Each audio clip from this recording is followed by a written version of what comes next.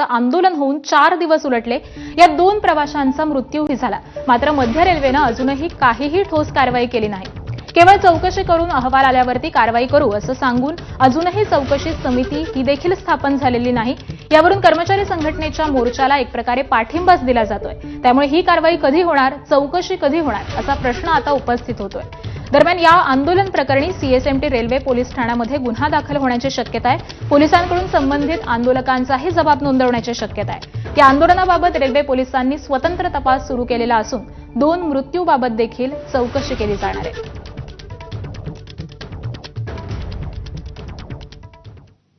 स्पाइसजेटच्या विमानाचं Kolkata विमानतळावरती emergency landing करण्यात आलंय। तांत्रिक बिघाडामुळे मुंबईहून कोलकात्याला जाणाऱ्या विमानाचं काल इमर्जन्सी लँडिंग करण्यात आलं। विमान हवेमध्ये असतानाच इंजिनमध्ये बिघाड झाला आणि त्यामुळे वैमानिकानं तातडीनं कंट्रोल रूमला याची माहिती देऊन इमर्जन्सी लँडिंगची परवानगी मागितली। दरम्यान विमानानं सुरक्षित लँडिंग करण्यात आलं आणि सर्व प्रवाशांसह क्रू मेंबर सुरक्षित असल्याची माहिती कोलकाता विमानतळाच्या अधिकाऱ्यांनी दिली। एअरलाईन आणि विमानतळ अधिकारी घटनेचा तपास करतायत आणि यावरती स्पाइसजेटच्या स्पष्टीकरणाची आता प्रतीक्षा आहे।